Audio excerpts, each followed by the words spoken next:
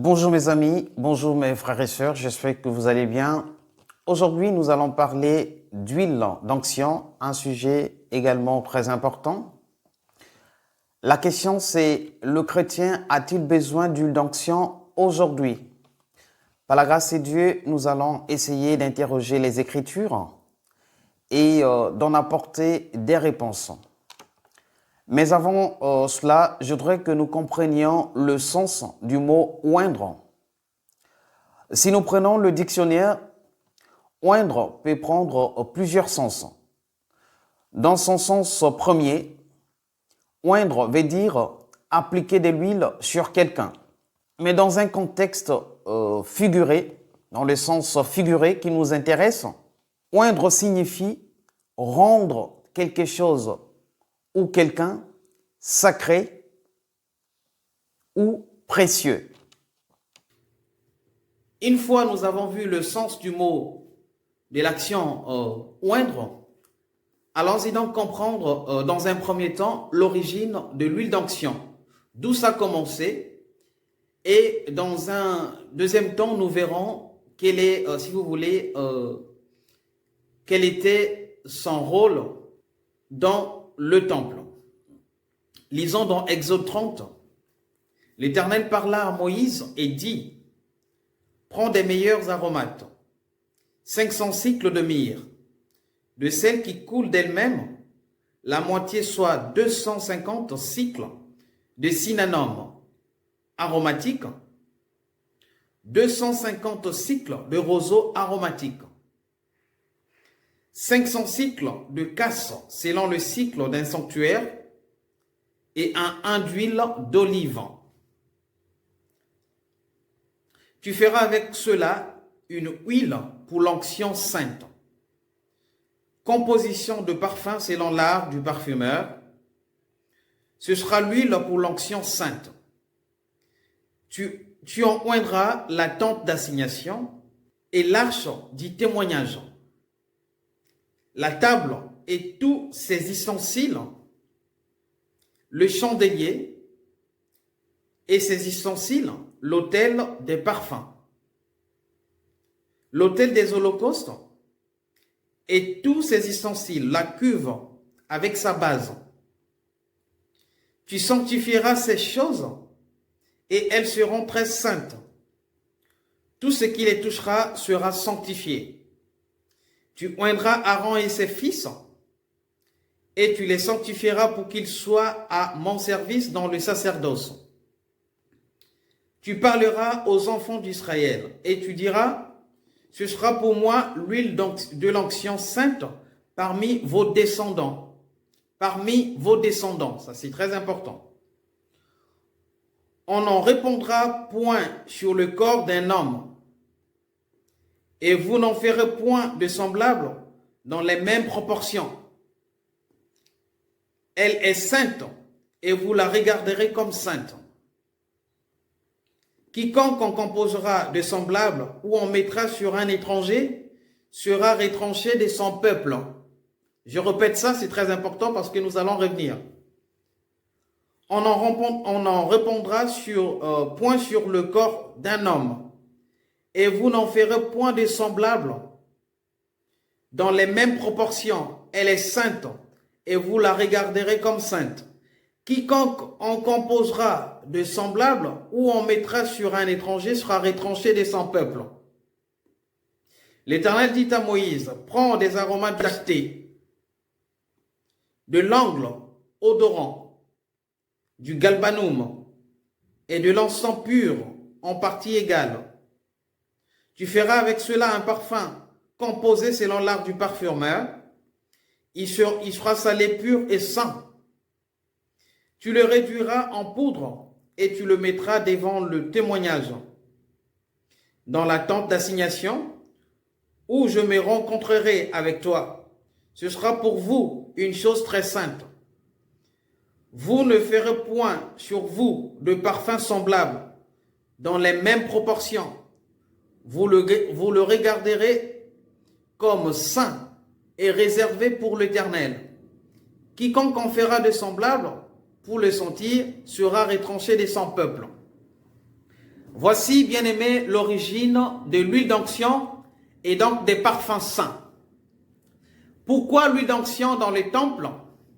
Parce qu'effectivement, il fallait sanctifier les ustensiles, les chandeliers, la table des holocaustes, ainsi de suite, tout ce qui était au service du temple, et également sanctifier et doter d'autorité, si vous voulez, de puissance, Aaron et ses fils qui étaient des sacrificateurs dans les temples.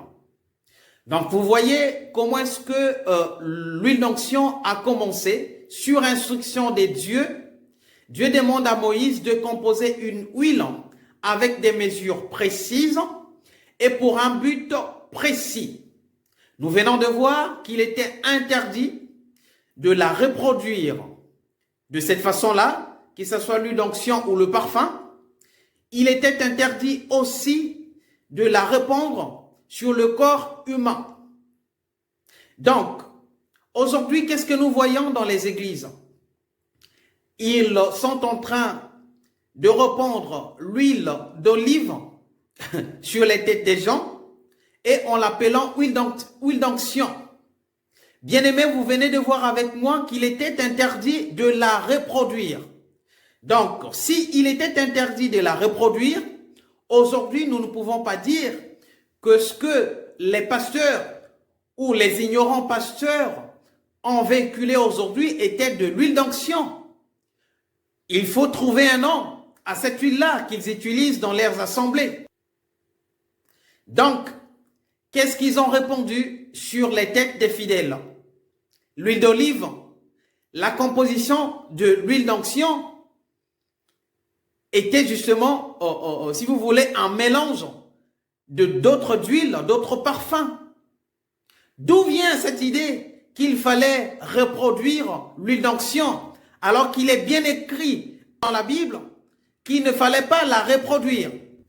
Et nous avons vu que Dieu avait demandé à Moïse de oindre, n'est-ce pas, tous les ustensiles qui étaient dans le temple au service de Dieu et de oindre Aaron et ses sacrificateurs qui étaient dans le service.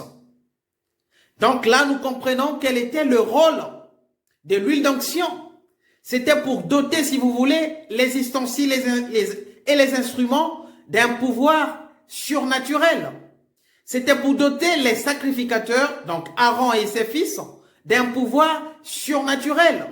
Vous voyez que l'action de oindre ici prend son sens dans ce que nous avons lu.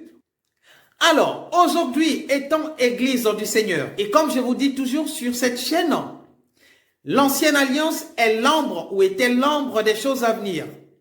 Le Saint-Esprit, qui est Jésus-Christ, n'étant pas manifesté, il a fallu donc qu'il soit symbolisé par l'huile d'onction. Donc là, nous venons de voir comment est-ce que l'huile d'onction a été symbolisée. Donc c'était un symbole. Aujourd'hui, le Saint-Esprit étant manifesté, Église, nous n'avons plus besoin d'en utiliser ou d'en fabriquer. D'ailleurs, dans l'ancienne alliance, il était interdit de la reproduire. Et un point très important, la Bible dit que les Israélites devaient le faire de génération en génération. Donc ceci ne nous concerne pas en tant qu'Église. Aujourd'hui, nous étant des nations, nous étant Église, le Saint-Esprit étant manifesté, mais nous n'avons plus besoin nous n'avons plus besoin de cette représentation. Mais nous avons besoin d'être saisis, d'être oints par le Saint-Esprit. Revenez au Seigneur, bien-aimés. Réveillez-vous, Église. Ils vous ont malmené, ils vous ont trompé. Recherchez la vérité, le Seigneur se laissera trouver par lui-même. Les faux pasteurs vous ont trompé, ils vous ont trompé longtemps. Maintenant, il est temps de vous arrêter et de revenir au Seigneur. Lisons Acte 1, verset 4. La Bible dit ceci. Ça c'est après la résurrection de notre Seigneur Jésus-Christ. Et donc, il va rencontrer les apôtres et il les confirme la promesse. C'est-à-dire la représentation qui était faite dans l'ancienne alliance. D'accord? L'huile d'onction. C'est celle-là qu'il va les rappeler en disant ceci. Comme il s'est trouvé avec eux, il les recommanda de ne pas s'éloigner de Jérusalem, mais d'attendre ce que le Père avait promis, ce que je vous ai annoncé, leur dit-il. Car Jean a baptisé d'eau, mais vous, dans peu de jours, vous serez baptisés du Saint-Esprit. Alors les apôtres réunis lui demandèrent, Seigneur, est-ce en ce temps-là, est-ce en ce temps que tu rétabliras le royaume d'Israël? Il leur répondit, ce n'est pas à vous de connaître les temps ou les moments que le Père a fixés de sa propre autorité. Écoutez ça, bien-aimé. Mais vous